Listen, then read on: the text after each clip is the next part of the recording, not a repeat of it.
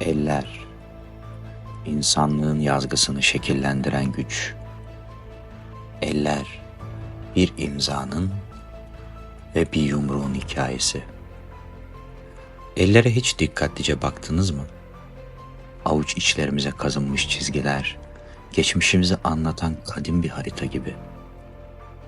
Ellerimiz, tarihin sayfalarına atılan bir imza, bazen bir yumruk, bazen de bir merhamet dokunuşu olmuştur. Eller taş devrinden bugüne kadar insanlığın en güçlü aracıdır.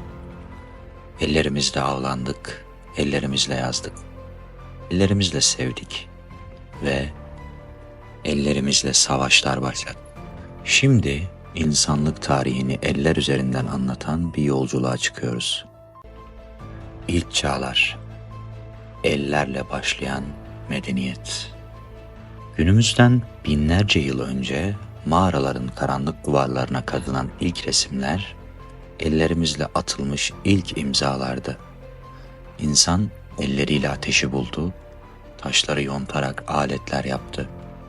Eller hayatta kalmanın en büyük silahıydı. Ellerle yapılan her hareket insanın hayatta kalma içgüdüsünün bir yansımasıydı. Milattan önce 30 bin ilk sanat. Fransa'da Lascaux mağaralarında av sahnelerini çizen eller geleceğe bir mesaj bırakıyordu. Biz buradaydık, biz yaşadık. Bu eller insanlığın ilk iletişim araçlarından biriydi. Milattan önce 10 bin tarımın başlangıcı. Eller ilk kez tohum ekti. İnsan toprağı ilk kez eliyle şekillendirdi. Tarih, ellerin yarattığı bir devrimle başladı. Eller insanın doğaya hükmetme gücünü keşfettiği anı simgeliyordu. Ancak bu süreçte eller yalnızca yaratıcı bir araç değildi. Aynı zamanda ilk savaşlarında aracına dönüştü. Avcılık ve tarım arasında yaşanan mücadeleler ilk defa ellerin silah gibi kullanılmasıyla sonuçlandı. Eller sadece hayatta kalmak için değil, aynı zamanda egemenlik kurmak için de devreye girdi. Antik dönem, kralların mührü, savaşçıların kılıcı. Güç, ellerle somutlaşan bir kavrama dönüştü. Firavunlar, krallar, imparatorlar, hepsi elleriyle dünyaya hükmetti. Bir mühür basarak savaş ilan ettiler. Bir jestle ölüm fermanı imzaladılar. Elleriyle taç taktılar. Elleriyle kılıç kaldırdılar. Eller artık sadece hayatta kalmak için değil, aynı zamanda üstünlük sağlamak için kullanılıyordu. Milattan önce 3000, Mısır firavunları, piramitleri yükselten taşlar, işçilerin nasırlı elleriyle taşındı.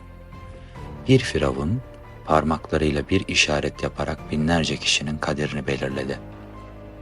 Elleriyle yönettiler, elleriyle hüküm verdiler. Milattan önce 500'de Roma senatosunda bir baş parmak yukarı kalktı, gladyatör hayatta kaldı. Aşağı indiğinde ise ölüm kaçınılmazdı. Gücün simgesi bir el hareketine dönüşmüştü. Eller, Roma İmparatorluğu'nun kanunlarını belirleyen en büyük araçlardan biri haline geldi. Eller yalnızca yönetmek ve savaşmak için değil, inançları yaymak ve kutsallık yaratmak için de kullanıldı. Antik tapınaklarda ellerle sunulan araçlar ve adaklar, ilk dini törenlerde ellerin dua için birleşmesi, insanlığın ruhsal yolculuğunda da ellerin etkisini gösteriyordu. Orta Çağ, ellerle yazılan kader. Karanlık Çağ, bilginin, ellerin yazdığı kitaplarla korunduğu bir dönem. Rahipler kalemlerini ellerinde tutarak bilgiyi muhafaza etti. Şövalyeler kılıçlarını sıkıca kavrayarak kralları uğruna savaştılar. Eller kılıçların, kalemlerin ve duaların sembolü oldu. Eller bilgiyi yayma ve yok etme arasındaki ince çizgiyi temsil etti. Milattan sonra 800'de Charlemagne ve yazının gücü olarak Karolinj Rönesansı'nda rahiplerin elleri kutsal kitapları yazarak bilgiyi korudu. Bilgi ellerin hareketiyle bir güç haline geldi.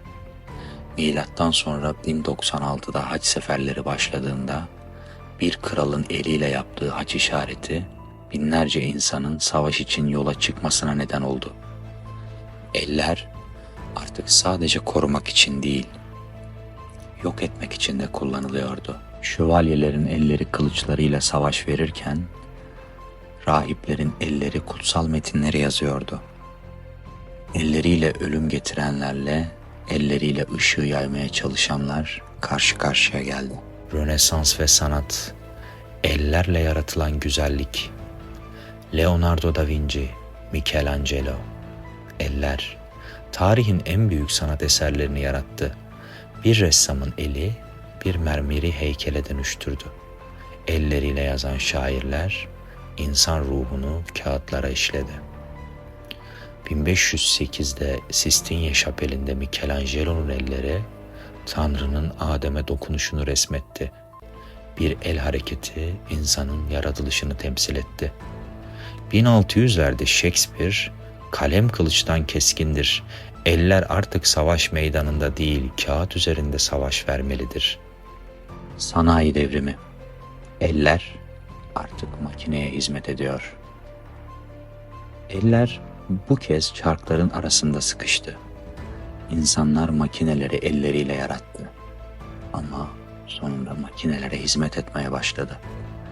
Emeğin ellerden makineye geçtiği dönem başladı. 1750 sanayi devrimi yaşandığında işçiler elleriyle fabrikaları inşa etti. Fakat makineler ellerin yerini almaya başladı. Eller bu kez üretim hattında otomatikleşen süreçlere mahkum oldu. 1914'te Birinci Dünya Savaşı patlak verdiğinde eller artık sanatı değil, silahları üretiyordu. İnsanlık ellerini kana buladı. Elleriyle yaratan insan elleriyle yok etmeye başladı. Modern dünya, ellerimizle inşa ettiğimiz dijital çağ. Bugün ellerimizle dokunmatik ekranları kaydırıyoruz. Elleriyle yazan insan artık tuşlara dokunarak dünyayı şekillendiriyor.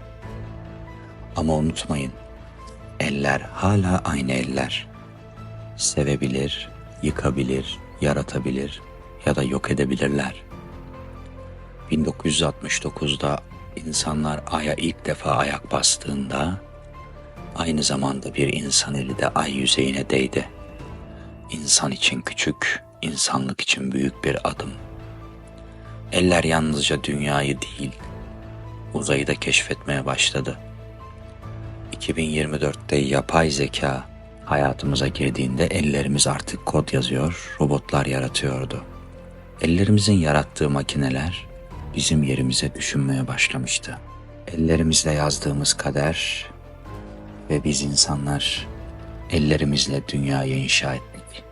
Ellerimizle savaşlar başlattık ve ellerimizle barış anlaşmaları imzaladık. Ellerimiz bize ait ama yazgımızı nasıl şekillendireceğimiz bize bağlı. Bu eller yarının tarihini yazmaya devam edecek. Eller insanlığı anlatır. Peki sen ellerine baktığında ne görüyorsun? İzlediğiniz için teşekkürler. Videoyu beğenmeyi ve kanala abone olmayı lütfen unutmayın. Diğer videolarda görüşmek üzere. Hoşça kalın.